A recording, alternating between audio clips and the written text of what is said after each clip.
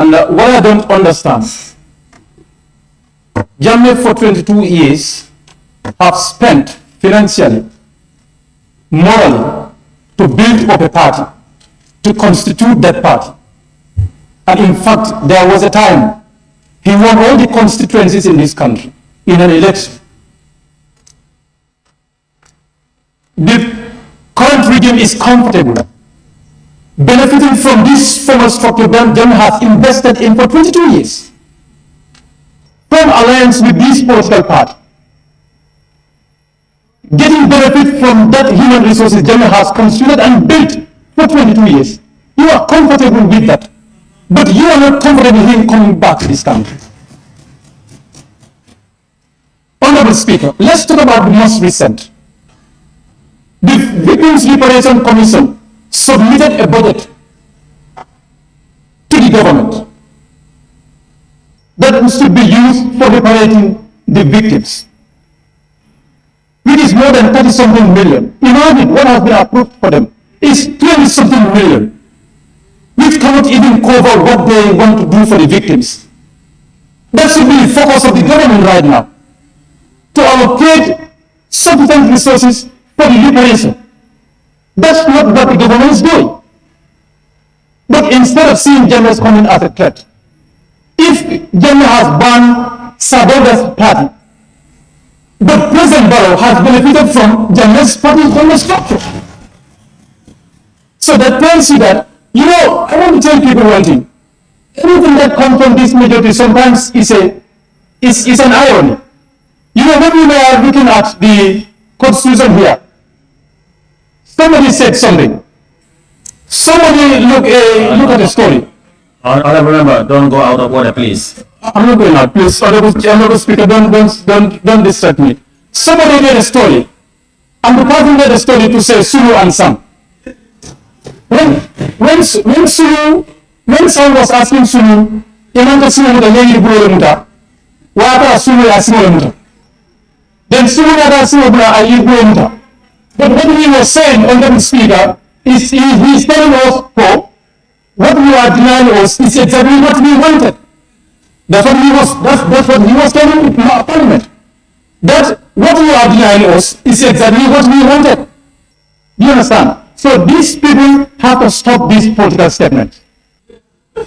Honorable Speaker, I don't think I will stand here today to waste my words on an exiled brutal dictator. And I don't think I need to explain to any Gambian again what has already been there. We don't need to search for it or speak about it. Jammeh brutal dictatorship has almost affected the entire Gambia. Even these scammers who are protecting him today, who are scamming the people of Foni broad daylight, telling them that Barrow is not even occupying the seat where Jammeh used to sit.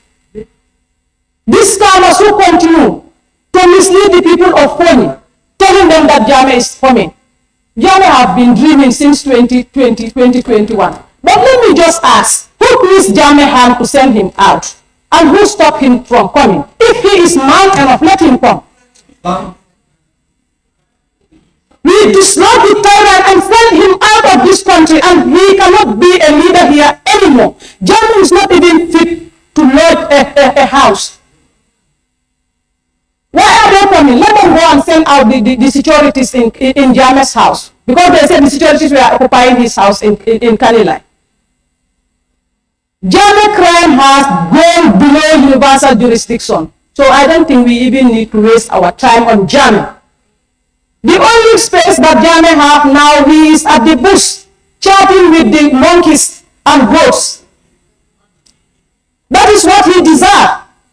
He is denying many Gambians from coming back.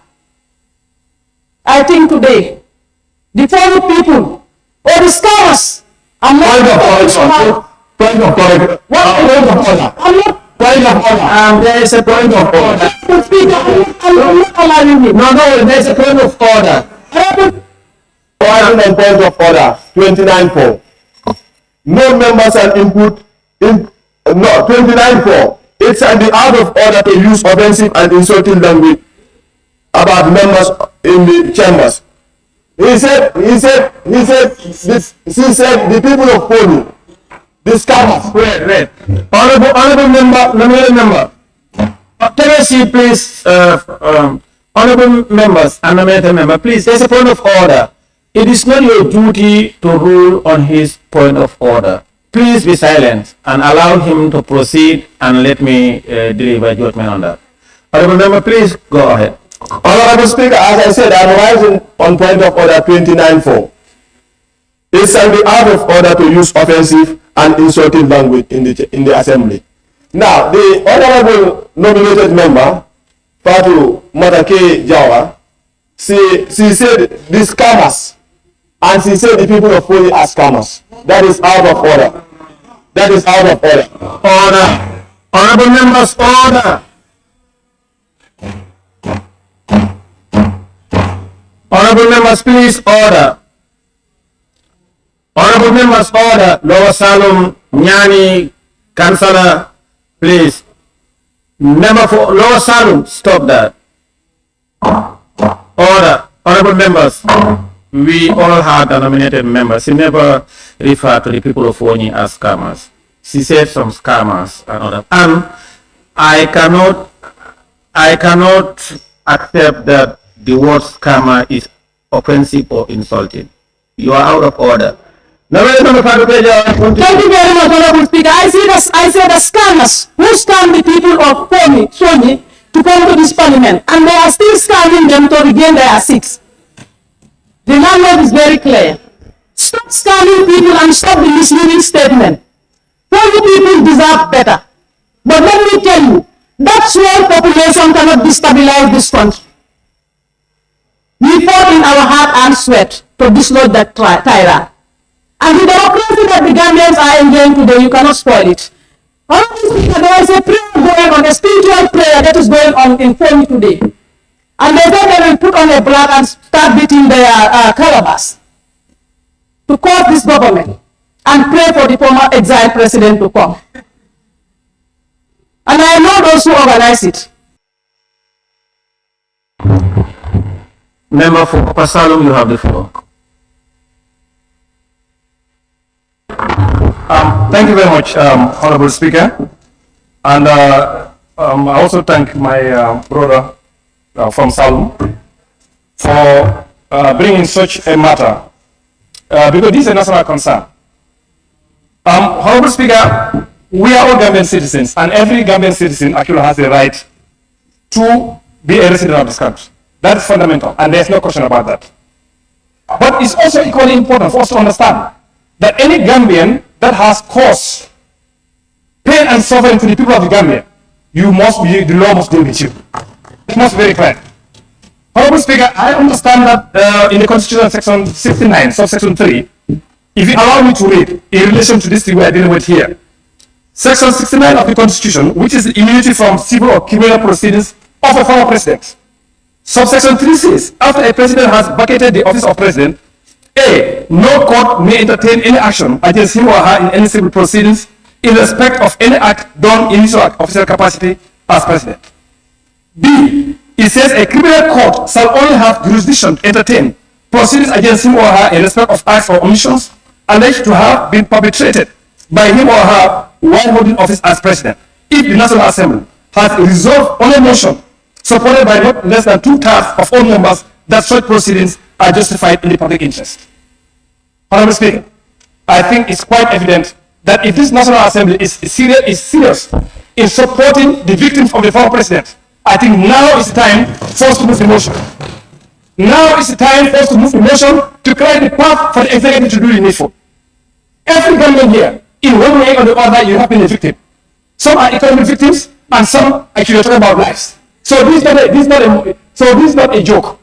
And I would like to take, Honorable Speaker, on this existing protocol, using our standing orders, which allow me to move a motion to create the executive to be able to do the needful. So I want to move the motion, Honorable Speaker, with your permission, under section 53. Order, honorable members, order. Honorable members. If you allow me, no. Yes. Honorable members, order. Please take your seat, Upper Salum. Order, honorable members. He want to move a substantive motion. He must notify me. No. No. No, wait. I'm asking for your guidance. No. That's fine. You have to listen. So debate on this matter. No, so my mother is very simple and straightforward. Parliament has a responsibility, and our responsibility is to create the path for the executive to put every Gambian, including the former president, to task if they have done some activity against for human dignity. That is very clear. And again, this motion, you cannot come to try to threaten this country. We cannot allow that. But now Parliament has a responsibility, and our responsibility today or tomorrow is to create the path, and to do that, we must move. Thank you, member for Funi Councillor. You have the floor. Yeah, thank you, Honorable Speaker. I thank the member for Lower Salon. I think the general clarity that he needs to help himself and build from this status quo of darkness that he has already written in this document is, if, for example, Jammeh is a security threat, today, who is controlling the narrative of the Speaker of the National Assembly? If Jammeh is a security threat, who is controlling as the Deputy Speaker of the National Assembly? If Jammeh is a security threat, the security apparatus that he had left is the same security apparatus that are ongoing. If Jammeh is a security threat, Honorable Funi Councillor, don't be out of order. Be on the topic. What you are insinuating is not clear. Are you insinuating that? Because you cannot do that. How can you refer to and beg the question that if Jammeh is a security threat, how about the Speaker? Are you referring to the Speaker as a security threat? Don't say that. No, you cannot say that. Honorable members, order, please. Order, honorable members. Honorable members, order. Member, please. Continue. thank you, Honorable Speaker. I need to clear this. These were people who had stood and supported Jammeh for 22 good years to rebuild. Point of order, Honorable Speaker. There is a point of order by the member for Upper Salon, Lower Salon. Honorable Speaker, orders 29-2. Honorable Speaker, orders 29-2. Reference shall not be made to any matter of the respect of which a legal proceedings are active in such a way that might be an opinion of the Speaker. Honorable Speaker, the